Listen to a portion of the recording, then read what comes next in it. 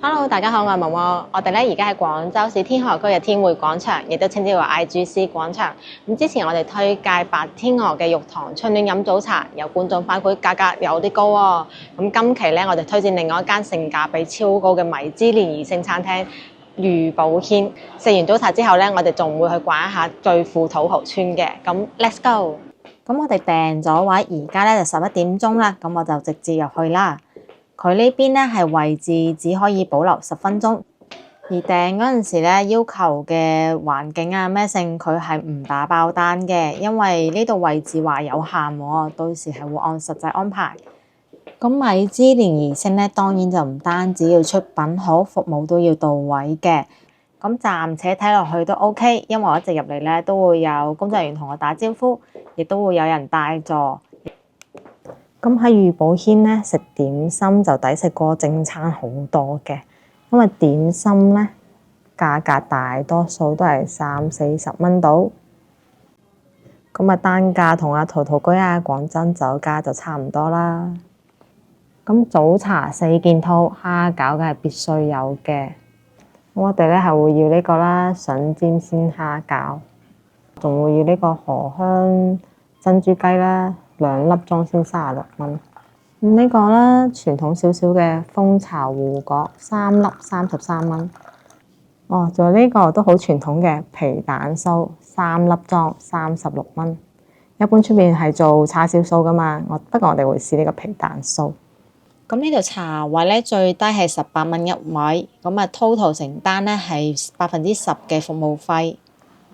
咁喺御寶軒咧食點心咧就比食正餐性價比高好多嘅，所以我哋一般過嚟咧都係淨係食點心嘅啫，唔推薦食正餐。好啦，咁我哋而家去落單先啦。嗱，單咧就落好咗啦，而家咧係中午11點鐘。雖然話過嚟飲早茶，但佢呢邊早茶咧係開11點鐘嘅，咁唔使咁早起身啦。環境咧就尚算可以，屬於比較新派少少嘅裝修啦，唔會話好傳統中式 feel 嘅。最先上嚟嘅咧係筍尖蝦餃，一籠4隻，皮咧睇得到好薄嘅，見得到呢紅紅嘅蝦肉啦，肉都俾得比較多。OK， 皮薄餡靚啦，咁我哋試埋個味先。最基礎嘅唔黐紙啦，一如既往。我中意攞隻匙羹掂一掂。咁筍煎蝦餃咧，呢度嘅筍咧就比較明顯啲，蝦咧係比較兩大隻嘅，皮係非常之薄，真係非常之薄下。咁食落去咧都冇咩皮嘅體感噶啦，直接就到蝦肉，而且呢個蝦肉咧汁水好豐富，爆汁嗰種豐富嘅。口感咧就因為筍尖係比較大嘅，所以就豐富啲啦，明顯啲嘅口感亦都係比較清爽啲嘅。咁循例又拆翻隻蝦餃睇睇，真係好多汁㗎。睇蝦肉睇得出啦，鮮蝦，但佢包嘅筍咧就會比較多嘅。口感更加清爽一啲，層次都豐富一啲。皮咧就非常之薄，呢度嘅最大優勢啊！皮真係勁薄啊，薄如紙啊！所以啱啱食落去嗰陣時咧，有種啜一聲就感受唔到浸皮嘅感覺啦。荷香糯米雞，咁一籠有2隻俾你噶啦，新鮮滾熱辣上嚟，飆晒煙嘅，呢個真係好新鮮啦！糯米雞一拆開咧，就聞到好香嘅荷葉味啦。咁我哋睇下佢有咩餡料先。俾咗好大塊嘅菇啦、蛋黃啦，同埋啲瑤柱肉粒，好香啊！真係入味應該幾好下嘅。咁我哋唔客氣啦，唔客氣啦。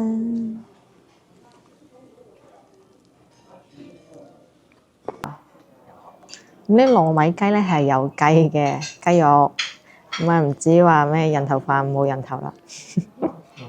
好入味嘅，佢啲菇係有浸咗入味之後再包落去嘅，所以成分咧係非常之入味，好香嘅。肉同米嘅比例咧唔會話大細超，好平均下㗎。蜂巢芋角表皮咧極之酥化啦，全部都飛晒起身，幾十層咁樣嘅酥化。睇落去都 feel 得到佢嘅疏鬆。蜂巢胡果咁啊，手藝好高超嘅，睇得出佢外層咧好疏鬆，層次非常之足啊！咁我就唔客氣啦。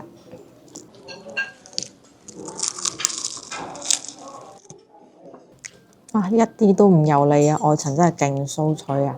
咁入邊包嘅咧係芋泥，咁又有少少肉啦，係鹹口嘅餡料嚟嘅，而且包嘅芋泥咧比較多嘅，屬於飽腹感會有少少強咯，但係佢外皮好鬆脆啊嘛，又會好引起人哋嘅食慾喎。外皮實在係太酥脆啦。皮蛋酥咁啊，叫得酥，梗係需要酥化噶啦。咁啊，層次都睇得出做得幾好下嘅，一啲都唔少啊。咁我就唔客氣啦。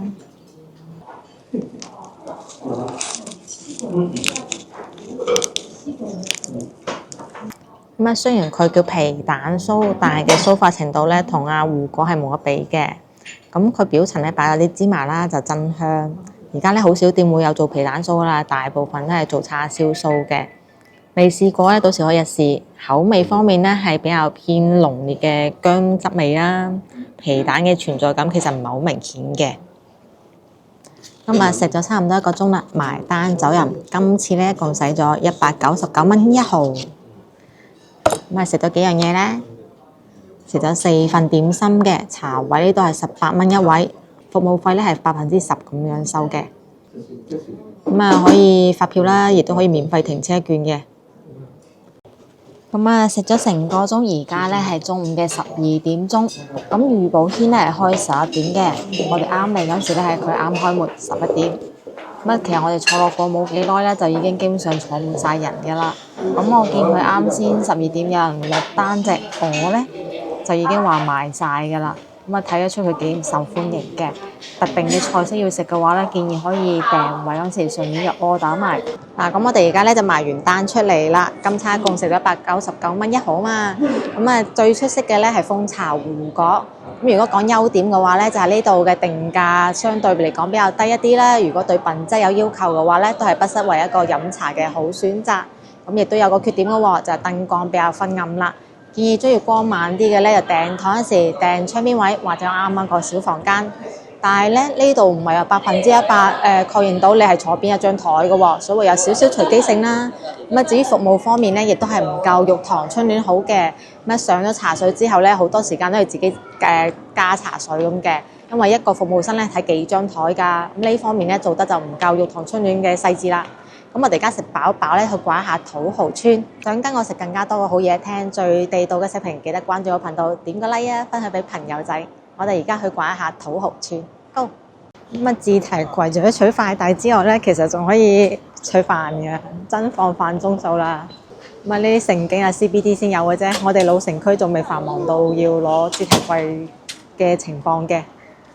既然叫咗土豪村，梗係唔單止佢本身有錢啦，佢地理位置都好值錢㗎。咁我哋啱先咧就喺 IGC 上面5樓度食飯嘅，咁啊落到嚟1樓啦，望住廣州塔，左手邊就已經見到㗎啦。獵德村嘅牌坊。咁啊，廣州最富土豪村，最窮嗰個咧都有成10幾層樓揸手㗎啦，一年收租幾十萬，唔係傳說啊！呢條村有成900幾年歷史咯，到而家。據聞咧係北宋時期甘肅嗰邊南遷過嚟嘅啲村民。咁啊，2007年嗰陣時舊城改造，佢係第一個完成嘅項目，簡直係我哋舊城改造嘅標杆啦。咁啊，一下子咧就從呢個廣州最窮村落咧躍升為最富有村落啦。咁啊，呢度風景相當之宜人嘅，唔單止係有錢啊！滿足咗物質上嘅生活之外咧，精神上嘅生活都係非常之富足嘅。咁啊，景觀啊咩成啊佈置得好好嘅，用料都係好到位嗰種。我哋而家入去逛一逛。咁啊，啱過咗烈水橋咧，就見到賓陽理工祠啦。咁呢度最大嘅姓氏咧係李氏。咁啊，最開頭咧祠堂比較多嘅，後期咧某幾個合併咗成為李氏大祠堂啦。咁啊，有啲又保留翻咗落嚟。咁啊，呢邊餐飲都唔少㗎，咁啊又係常見嘅常來小聚啦。咁啊，必食榜單上面嘅常客，咁啊分店眾多，出品都係叫做不過不失嘅啫。叫做周街食個飯咧，冇咩心水嗰時可以揀下佢嗰種。咁啊，其實烈水橋對住嗰條係涌嚟嘅啫，即係同涌唔同名啊。土豪村條涌咧特別企嚟，特別闊落啊。咁係嘅，話晒啊，房東咧都係會堅持一年一度嘅爬龍舟嘅。阿房東身家唔止幾千萬噶嘛，人哋話一等樓都價值過千萬啦，點可以俾阿房東咧爬臭涌嘅咧？咁所以呢邊本身村民嘅日常活動咧就係收下租啊，咁啊導致咧我哋講粵語嘅走去打工咧，成日都俾上司問：咦，你打工係咪興趣嚟嘅咋？其實唔係嘅，我哋唔係個個出身獵得㗎。咁啊呢邊雖然話做咗商業街啊，但係佢啲建築咧都係比較古風嗰種嘅，仲有灰雕喺上邊，有啲似福州嘅三房七巷啊，或者係成都嗰啲寬窄巷嗰種 feel 嘅。咁啊，只不過係一條普通嘅廣州現代村落咗喎，就到呢個 level 啦，即係可見佢其中嘅富有啊！因為重建咧都係有規劃同埋有心樣，係要指明起翻咁嘅樣。咁啊嚟到另一個牌坊啦，烈水通津，咁啊差唔多叫做正對住廣州塔啦。呢邊綠化勁好啊，唔單止環境舒適啊。咁啊牌坊咧就自己村嘅門面啊嘛，所以呢度做得都好豪華嘅，唔單止話牌坊本身豪華啦，地下都係雕晒花嘅。正對廣州塔景啊，仲要係低層建築喎，呢邊真係。面朝廣州塔，背靠村頭大樹，就係佢個主牌坊啦。獵德曾經嘅最窮村，哇！而家真係獨佔咗呢個天時地利人和啊！躍身為最富有村不特止，景啊真係靚到爆燈啊！正對住廣州塔喎，而家放煙花喺廣州塔呢度放㗎，即係每年春節嗰個煙花咧。所以人哋叫做出門口啊，就已經睇一線煙花景啊！都唔好話回遷房喺樓上邊啦，高層一線煙花景又得，低層無遮無掩一線煙花景都得，你中意就得啦。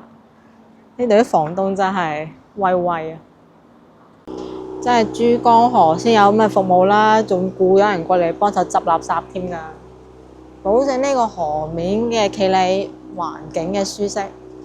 哇！真係千色見底嘅喎，keep 得好過珠江好多啊，犀利！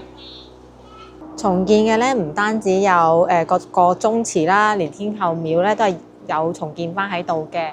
不過天后廟咧一個月咧就開2次，初一同埋15，每期開放咧一共 total 4個鐘嘅，上晝2個鐘，下晝2個鐘。行咗咁耐，呢間海鮮大排檔係最爆棚㗎。咁啊，都係上咗必食榜嘅。乜 slogan 就話等我送上門，各種避風塘炒蟹啊、瀨尿蝦啊、紅運乳豬海鮮煲368蚊。咁啊，屬於比較後生仔嘅咯。啱食完米芝蓮2星又撞到個米芝蓮入船餐廳啫。呢個係頭家夜粥，食潮汕菜嘅打冷滷水生煙。咁啊，記得叫夜粥。起碼都要晚市先開啦吧，因為而家係正宗嘅午飯先。米芝蓮入選餐廳嚟嘅，咁雖然冇星，不過都攞咗唔少獎。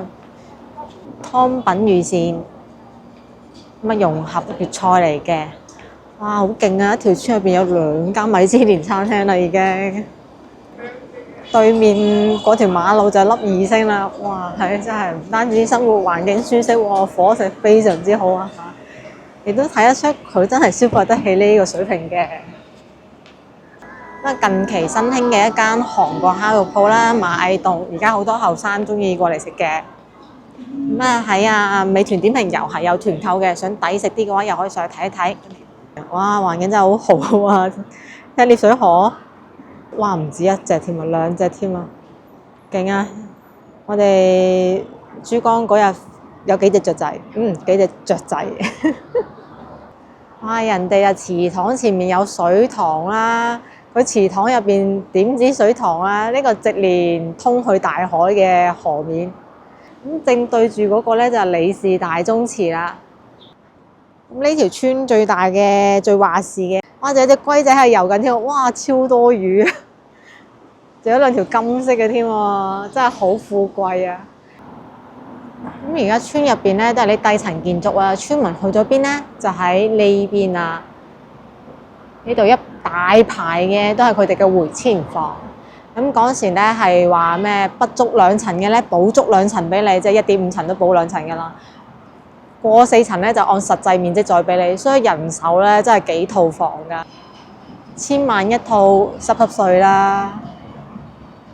咁祠堂咧一般都係擺放啊祖先神主牌啊，同埋舉行一下家族各種儀式嘅。呢邊咧最大嘅家族咧係李氏，咁佢之前咧係分咗好多個祠堂嘅，後期重建嗰時咧係將某幾個集合埋一齊，就成為咗而家嘅李氏大宗祠啦。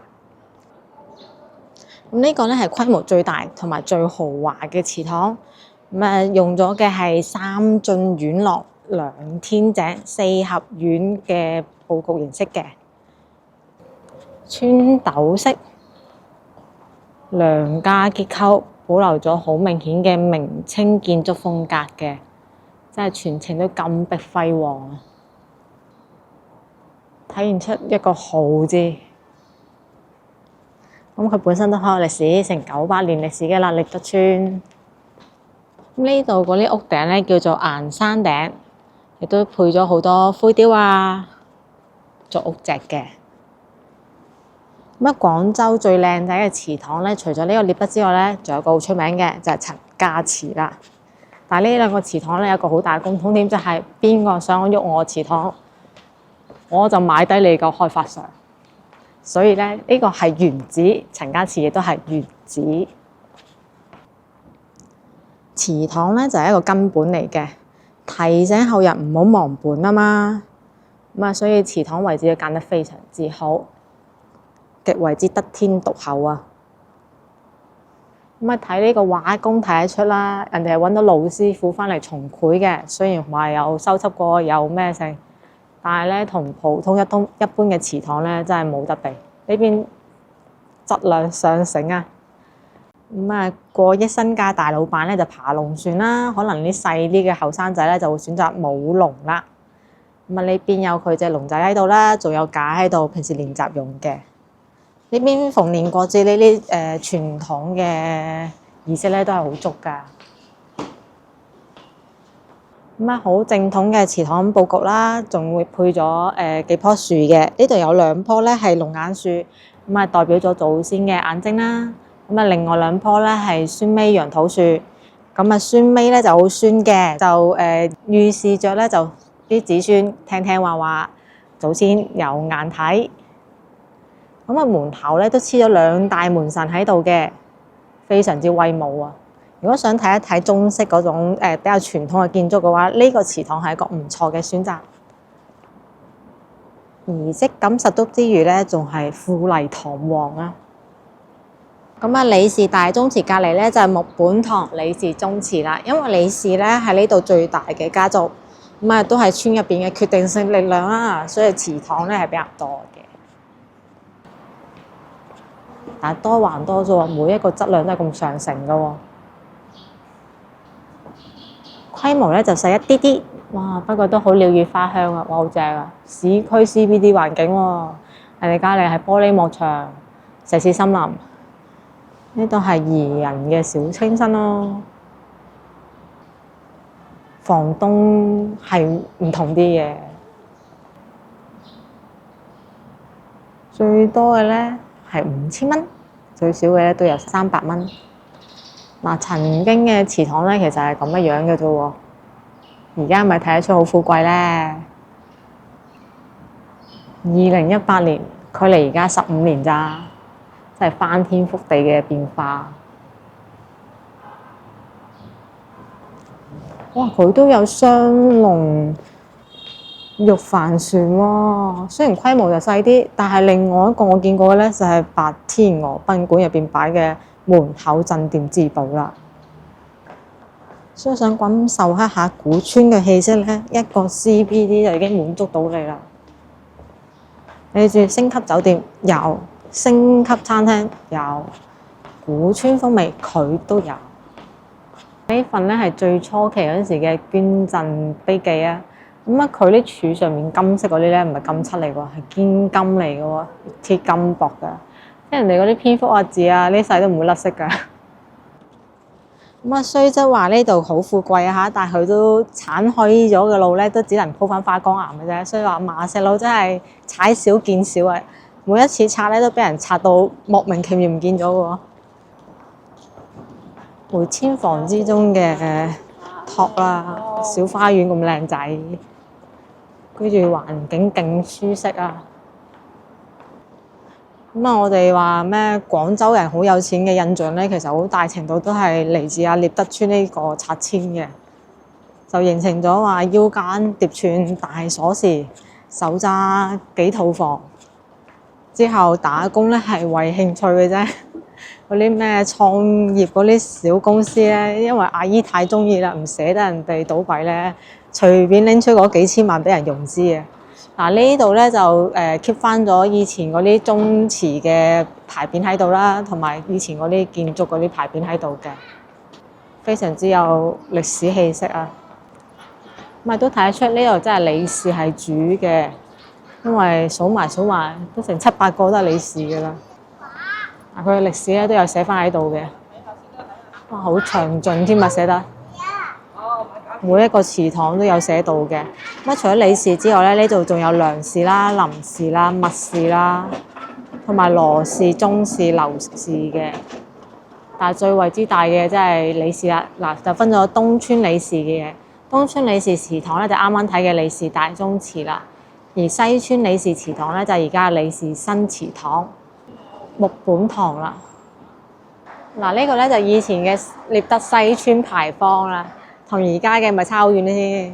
咁兩個李氏大宗祠咧就正對住水塘啦，咁後邊咧冇對住水塘嘅就係麥氏嘅宗祠同埋梁氏嘅宗祠，一共咧係3個宗祠嚟嘅。咁啊，雖然外邊好喧囂啦，但係一行入祠堂咧就寧靜好多啦，得返鳥語花香。勁隱世啊！